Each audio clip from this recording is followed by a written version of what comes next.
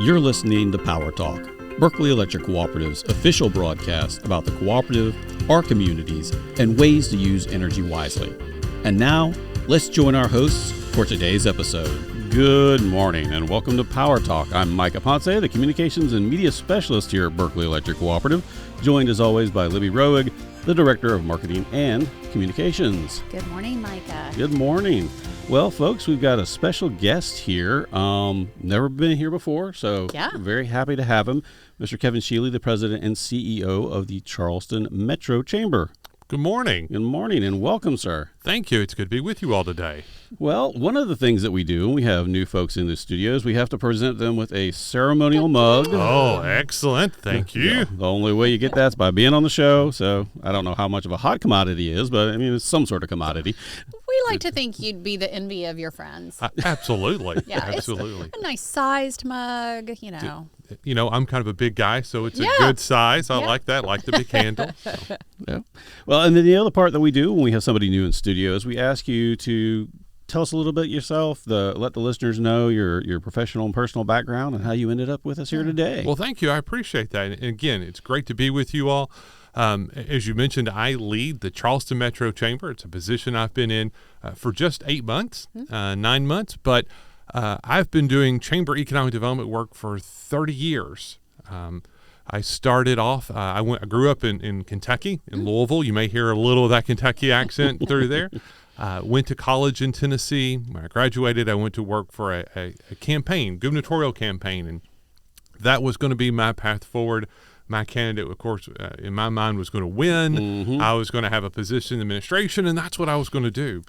But my candidate won the primary in August, and we all recognized he was not going to win the general election. And I was starting to think, man, what am I going to do? Yeah. And I got a call about that time from a professor from college.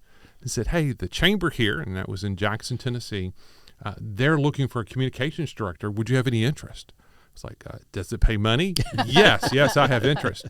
Got the job and discovered on about day 2, this is what I've always wanted to do. I just didn't know what it was called. Right. I didn't know this was a job. And so went to work at the chamber, got to be exposed. It was a chamber that also did economic development, got that exposure, loved that. Had a mentor there who helped me get my next job, which was leading the economic development, brand new Crittenden County, Kentucky Economic Development Authority or Corporation. I was their first CEO. Now, that sounds really impressive at 24 to be a CEO. Crittenden County, Kentucky, it's a great little place, but you don't know where it is. You go to the end of the world and make a left. Okay. But we were there about 20 months, had some success, then went to Campbellsville, Kentucky, the very center of the state, to start an organization called Team Taylor County. It was a community that had never had unemployment above 5%. Oh.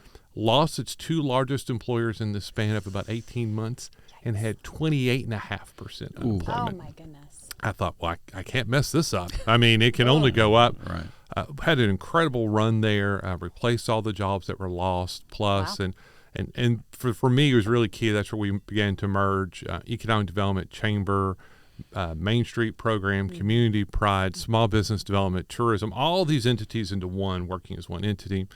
I was there 6 years and then was recruited back to Western Kentucky to form a regional economic development group called Northwest Kentucky Forward. We combined 4 different economic development organizations into one.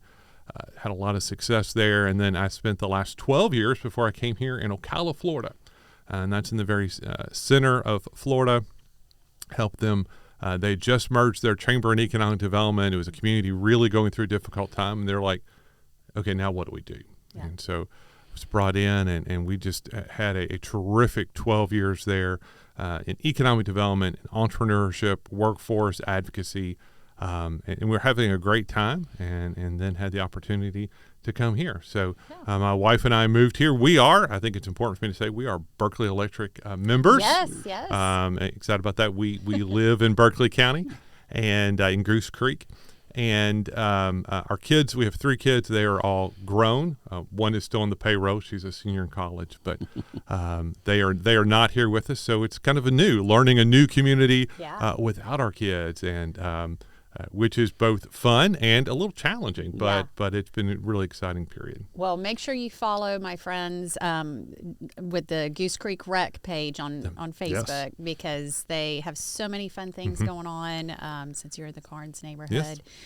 But so many things that you were talking about with your background, I found interesting and wanted to, hopefully my old brain will let me track through all of them. But you mentioned working for a political campaign, and we hosted a political candidate a year or so ago as part of an energy forum talking about energy needs in South Carolina and beyond. And it was interesting to see from behind the scenes the machine that makes these candidates successful, and the work that runs a campaign, and just kind of fascinating because we work in PR and communications to see how all that. Well, I have to tell you that I look back and it was such an incredible experience for me.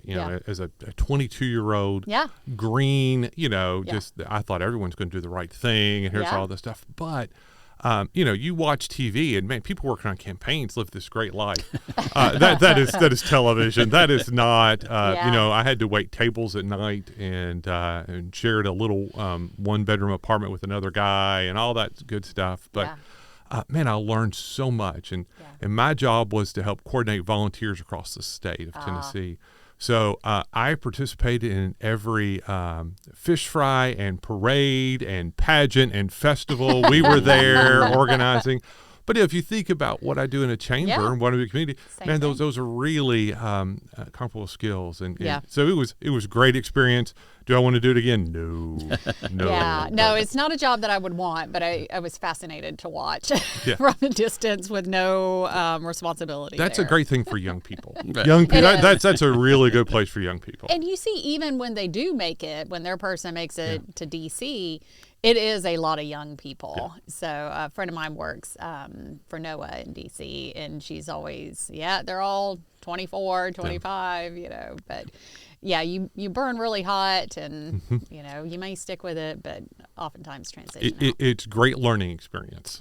Yeah. And then you mentioned the community with the low unemployment rate. We were fortunate enough to live in Perryville, Missouri for a period of time, and they too had a very similar, they didn't lose their industry, but very similar track record with 4% or less unemployment. And it's interesting living in such a dynamic place like the Low Country, where people are moving in and out, and to see generation after generation after generation stay in a community because there's no reason to leave. You can graduate high school and get a great job at the local headlight factory, and the weddings were huge. It was a huge German influence.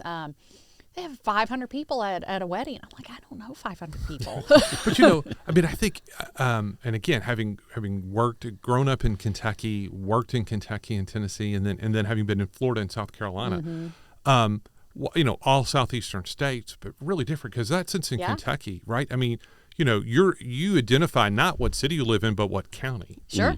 And parents want their children to stay there, to be a part. And there's nothing wrong with that, right? It's very, very important, that piece. But it also, is a little bit limiting because it's how much industry or how many jobs or how much opportunity can you create in a place. And so, it's that whole yin and yang. And then you go to a place like, again, having been in Florida, now here, the Charleston metro, half of our population is not from South Carolina. Again, which is exciting. It also creates interesting challenges. I'm sure we'll talk about some of them. And on the electric side, that creates no challenges, I know. Never an issue. Yeah, the growth is certainly a challenge and an opportunity for us. And similar to Charleston Metro Chamber, people get confused by our name and think we just serve Berkeley County, but we serve portions of the Tri-County. So we want to know a little bit more about Charleston Metro Chamber. In case somebody's never heard of the Chamber, tell us a little bit more about it, its history, its mission, where you serve. So, I think part of the thing that really attracted me to this position is we are the Metro Chamber. So, yes, we serve Charleston County, but also Berkeley and Dorchester. That's an important part of our mission.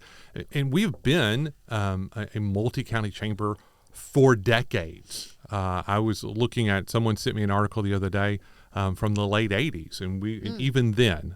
So this is a long time, because I think there's long been a recognition here in the Low Country that these communities are really closely intertwined. Yeah. And I would argue there's a level of cooperation that exists far beyond any place else I've seen in the country. But the other thing that's really attractive about it is that the Charleston Metro Chamber is the oldest chamber in the United States. Oh. And Fun fact. Founded in December, we will celebrate our 252nd birthday. That's awesome. and what I think, just quick story, I think is really interesting. The chamber was founded following the Charleston Tea Party, which predates the Boston Tea Party by about a month. Yeah. And it was a group of business leaders who got together at a bar, like I tell you, who said, what are we going to do about this tax? So the chamber was founded around a tax. And then our oldest documents, the South Carolina Historical Society maintained our archives. And so our oldest document is our minutes book from 1784. Wow. And it's it looks like, the writing in it just is beautiful. But the very first items they're talking about is a trade report. And this issue with tariffs, with Portugal putting tariffs on Carolina rice. And I thought, here it is for 250 years. We're talking about taxes and tariffs. The more things change, the more they stay the same. Yeah, awesome. Wow. Well, we've actually occupied some of the same spaces. I was born in Tampa, Florida. Okay. Been to Ocala, Silver Springs. Got the glass bottom boats. Right. Yep, I've been there. And then Nashville, Tennessee. So, three of my spots, Yeah. So, Opryland, USA. That used to be one of my little favorite places. I think that's closed down now. It is. It's a mall. Is it? Opry Mills is such a great city. We visited there this summer, and we'd been there before for like a conference, but such a great city. Yeah. So it was a great. I will always be proud of my old Kentucky home. Proud to call Louisville home. We can talk later about challenges. But. Well, we're coming to the end of 2025, and the holidays are rapidly approaching, and I know you've got a busy year planned ahead for 2026. So tell us a little bit about the Chamber's newest initiatives to support entrepreneurs and small businesses. Yeah. So one of the, just a quick background, is I've been here and looking at the Chamber again. It's an organization that's nearly 252 years old. And along the way, we have to pivot, right? You exist that long because you found opportunities to pivot and change to address the current situation. And so we're really looking at focusing on three areas at the Chamber. One is advocacy. We have a fantastic advocacy, long time have been involved in that space on the local and state level. But an area we're going to get very engaged in, this new second ring, is in entrepreneurship and small business. If the Chamber's not involved in that space, who should be, right? I mean, we are the people who ought to be there. And I'm amazed. We recently hosted a luncheon for for the businesses who made the Inc. 5000 list from the Charleston Metro. And we do very, very well in that ranking. So that's a ranking of the 5,000 fastest growing companies in the country. This year we had 26 companies on that list. That ranks us well above. That ranks us somewhere in the 30s. We're the 71st largest metro, so better. On a per capita basis, it ranks us in the top 5. Wow. And so we had a luncheon just to celebrate them and hear their stories. But also part of what we generally heard is we were talking to all of them. Yeah, when we were started, we couldn't find any resources. We didn't know where to go. We there were resources, but man, you had to really hunt. We had to find. We had to go. Man, they shouldn't be that way. And so we really want to roll out in 26. We're looking at mapping out the entire entrepreneurship system. So from ideation to IPO, here are the resources, and here's where you can go. And here, I'm not worried about us having duplication of services, but really at gaps, identifying where are those gaps throughout that system. So no matter where you are in your entrepreneurial journey, here's the resources to help you. And then it's really important to us, a number of years ago, chambers began to pivot away from small businesses. That really the focus needed to be on big businesses. We need to address these big issues. And that was important. But it became an either or, and I think it has to be an and. Yes, we have to be about our large businesses, but also our small businesses. And so we're going to roll out an entire set of programming for our small business members. It is free programming for them, just things to help them make their business more successful. And whether that's, a common request is around accounting, finance, tools to help them there, but also sales and marketing.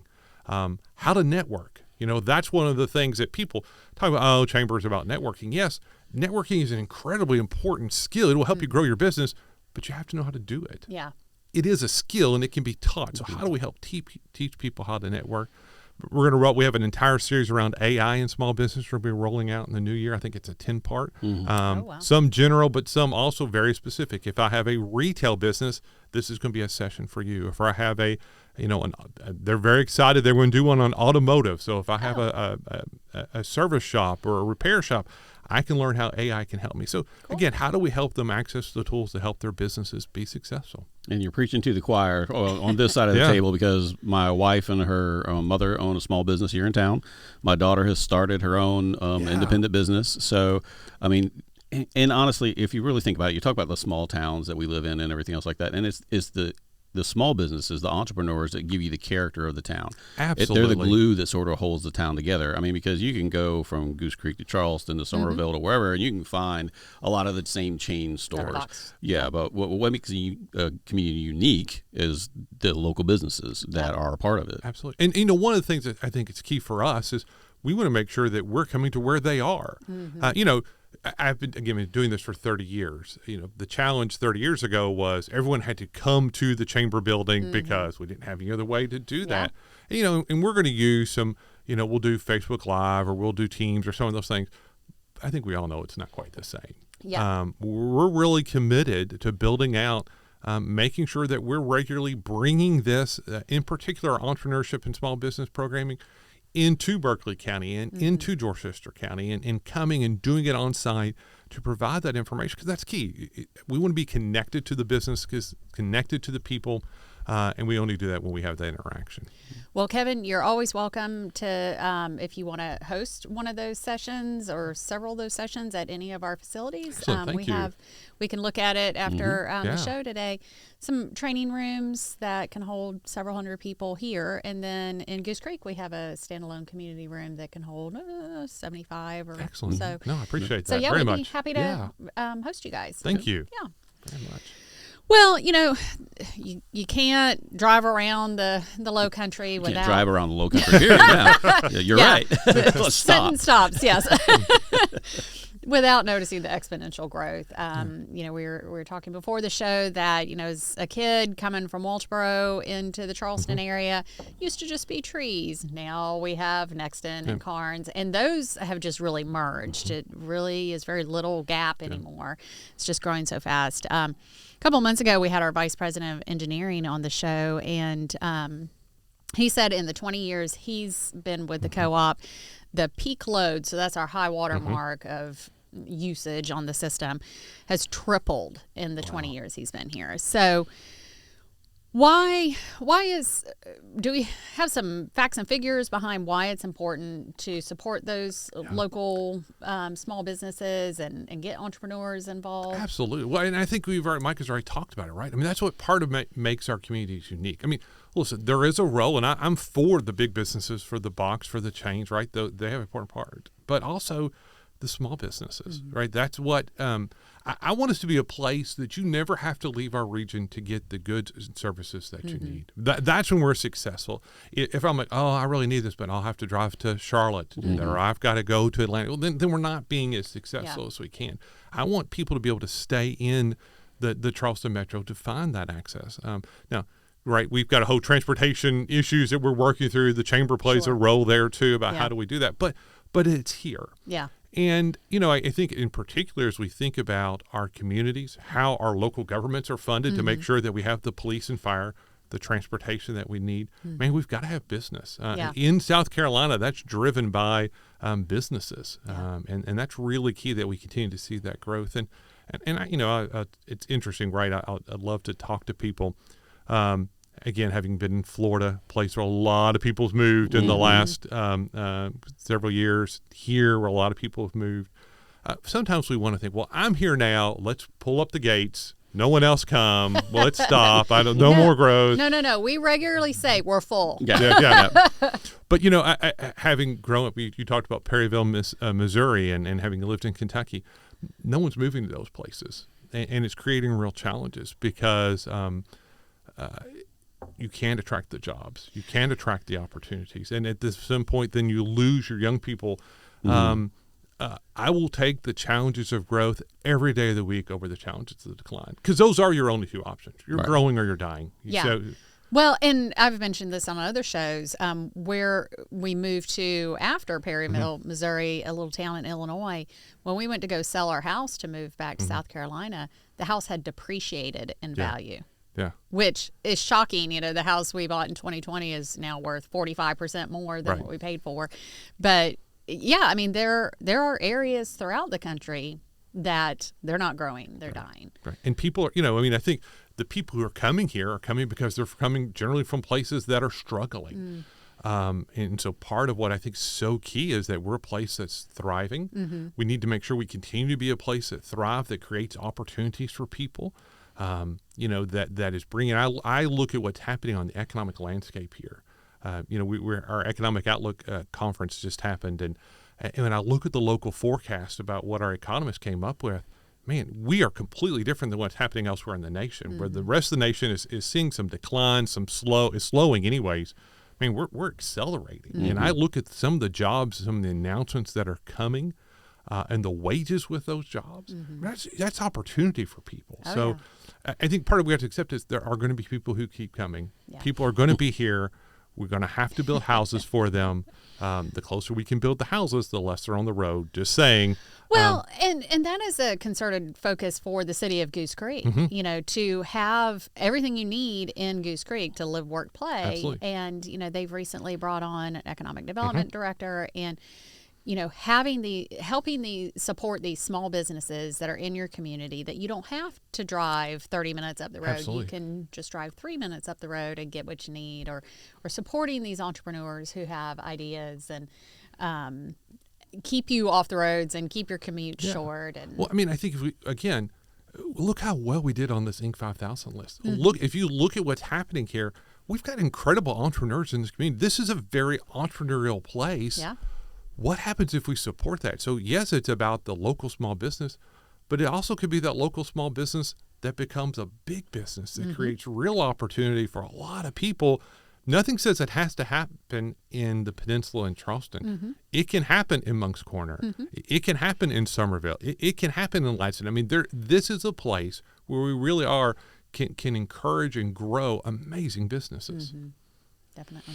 Well, I mean, and we're talking about the importance of economic development, and you were mentioning Goose Creek, because over the time that I've been here, Goose Creek basically used to be the Navy base and a big crossroads on your way down to Charleston. Yeah. And now it does have a new character, a new feel, and so it's that much more.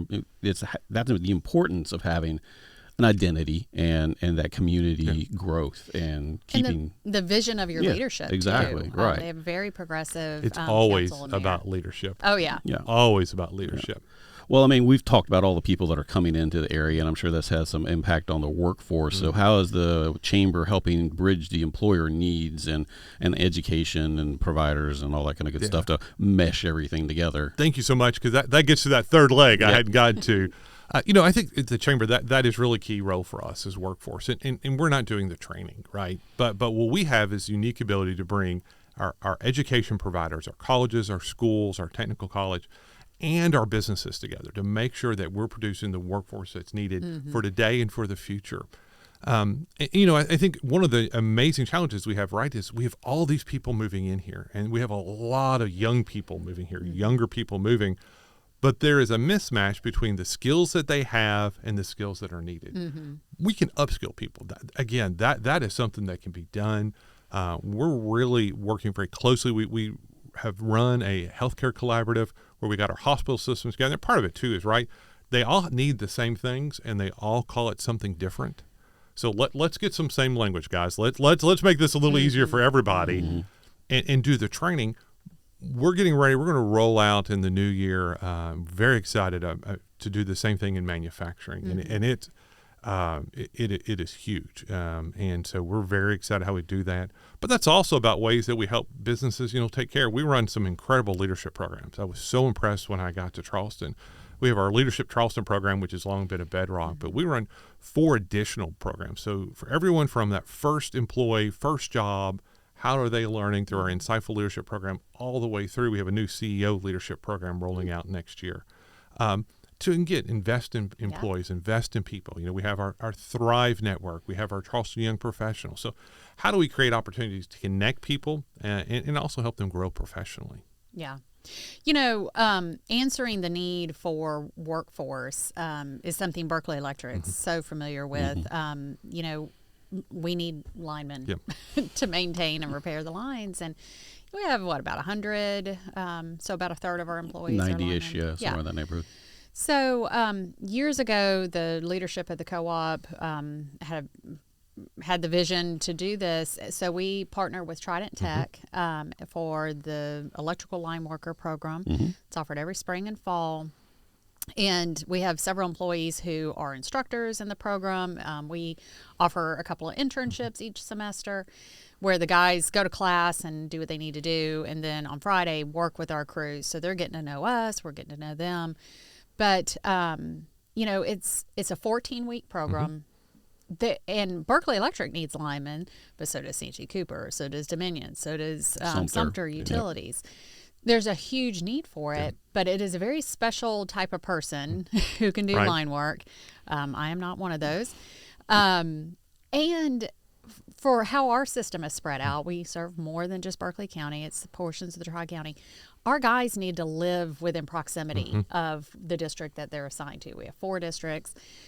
And, cost of living is such an obstacle for, we got a 19-year-old lineman, best we've ever had, but he can't afford a $900,000 house in Mount Pleasant. So, we work really hard to keep that pipeline as wide as it can, and we support Trident Tech and partner with them. But, that's just one example of the challenges that our employers are facing. And again, fortunately, Berkeley Electric has the resources, and our leadership had the foresight to create this program. But yeah, and I think first off, I love. I'm such every utility I've worked with needs linemen, right? Yeah. It's been a long term, so key. I love your all's engagement and partnerships because that's the thing that makes a difference. And I think it's important for people to realize linemen are well paid jobs. Oh yeah. But it goes to the challenge we have in our community about affordable housing. Yeah. And I am a broken record, and some people don't want to hear it. The only way we overcome our affordability issue is we build. We have not once in the last 20 years built enough houses for the people moving to our community. We are not overbuilding. In fact, large swaths of our region, a majority, quite frankly, of the metro is set aside for not building. That means we have to build in the places where we have space. Quite frankly, that makes it easier for you all, right? To serve people when instead of they're spread here and there, the closer they are together. But that's how we have to make sure we have, because if we don't have linemen, think how much harder it is in those areas. How do we have policemen? How do we have firefighters? How do we have teachers? We've got to have a place for everyone in our community to live and to address. But I wanted to go back to something else. I'm so excited. Our team is still working on this program. We already do a little bit of this, but that's starting to talk to middle schoolers about jobs and careers. I got this stat a few years ago, and it just has stuck with me. The typical middle schooler knows 5 jobs. 5 jobs. What mom or dad does, teacher, policeman, fire chief, whatever. Yeah. They have no idea the depth and breadth of opportunities that exist in our community, right? I mean, probably they have no idea 95% of the jobs that are available here at Berkeley Electric, let alone in our community. Yeah. So, what are we doing? We have our career exploration fair that we do with middle schoolers. We're looking at how we expand that, but also much more. How do we help start getting students aware so that they know, hey, I really want to go to university when I graduate in a few years because I want to pursue that job. Or, hey, I can either get the certifications here while I'm in high school or through Trident Tech. I want to pursue that job. Yeah. Or even, hey, I really want to be able to enlist. I want to serve our country. So we talked about, starting in middle school, helping our students choose their employment, enrollment, or enlistment, and what direction they want to go. But again, that's about exposure. They've got to know the options to be able to start making those decisions. Well, Kevin, you've shared a lot of great information. So if you're interested in learning more about Charleston Metro Chamber, if you're not a member and you want to take advantage of some of this wonderful programming that's coming up in 2026, please check out their website, follow them on social media, especially LinkedIn. You guys have some good information. Yeah, absolutely. So it's charlestonchamber.org. I know, .org, charlestonchamber.org. But we do a lot on LinkedIn and Instagram, a little bit on Facebook, but just really sharing out information and would love to be able to partner and look forward to continuing to work with you all. Thank you for your partnership. Well, folks, believe it or not, that's another edition of Power Talk. Thank you for tuning in. This is the official broadcast of your electric cooperative, and you can catch up on past episodes on streaming platforms like Spotify, Apple, and iHeartRadio. And as always, get a behind-the-scenes look on Berkeley Electric's YouTube channel. So until next time, this is Power Talk, signing off.